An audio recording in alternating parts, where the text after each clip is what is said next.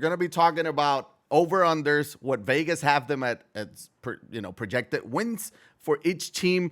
Just a small little preview for each team, what our thoughts, and at the end we're gonna tell you if we think they're gonna go over or under the wins. We're gonna keep track of all this, and at the end we're gonna come back and I'm gonna show you that I probably have a better record than John in this over/under. Disagree. Let's go ahead and start with the Houston Astros because they were the best team in the AL West, so might as well start at the top. Their over/under is at 97.5, 97 and a half wins. John, are the Houston Astros going over or under this number? I think they're going over. And that's a really high number. Like, I'm very hesitant to say someone's going to be a 100-win team. But they had 106, last year. And I don't see, they did lose Verlander, but I don't see them, slipping, nearly 10 games down, between 2 years. Now, it's a lofty goal, but I got to go over. The division, we were talking about it, it's not really all that bad. But I think they are the very top tier, and they will be able to beat up on some of the teams. And there is a really bad team in the division as well. They're an interesting team in the sense that as good as they are, you do still, like I said, have to replace Verlander, which is not easy. And they've got some guys. They've got Framber. They've got, who's the young Javier. guy? Is it Christian? Christian Javier, yeah. yep. So what, both of those guys can be real number ones, but they still have to go out and do it. And so replacing him is not a small task. Now, they did seamlessly, like we say, they did it again. They went ahead and they got Abreu, right, to fit in at first base from the White Sox, who in that lineup with that protection, he's going to see pitches to hit, and he's going to keep doing what he does every year. I mean, he's been one of the best first basemen in the league now for a while, somewhat quietly, I guess, but everyone does know how good he's been. So I've got them over 97. I don't think they win 106 again. But same old Astros, same really good Astros in my opinion. Yeah, I'm going over as well. Astros, like you mentioned, they won 106. I don't think they are 10 games worse than what they were last year, right? Yeah. Framber was a workhorse. He pitched over 200 innings last year. They signed Christian Javier for a reason.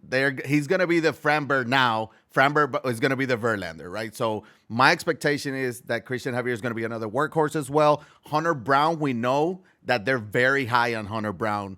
Young arm, they love him. He's going to be their number 5. They still got Luis Garcia and Jose Urquidy, who they pitched basically about 150 innings last year. So maybe one of them or both of them get a little bit bumped. Their bullpen is absolutely stacked. We saw that in the postseason. Yes. They got some of the best arms. At some point, Ryan Presley is going to get old, but they still got Rafael Montero. They still got our pick for our base was intended bullpen, Brian Abreu. So they got some arms there.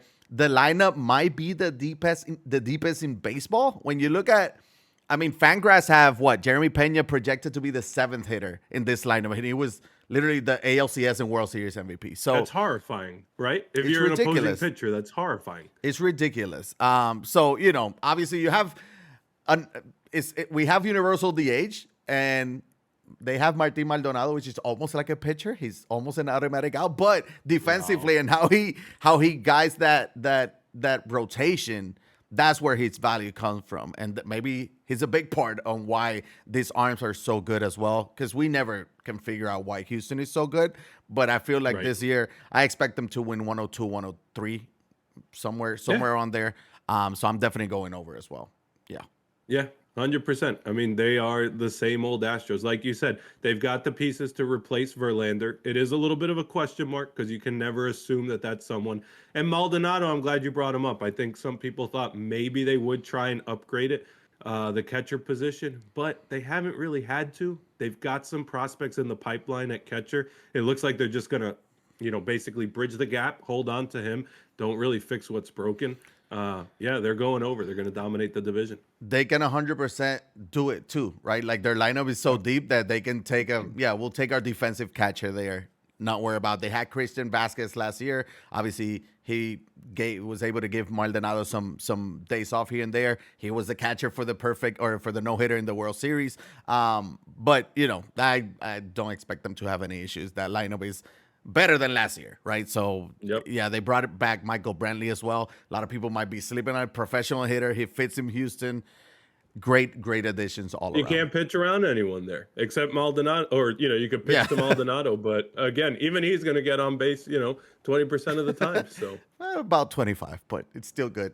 We probably both have the Houston Astros as winning the AL West, but we'll get to that at a Yep. later episode.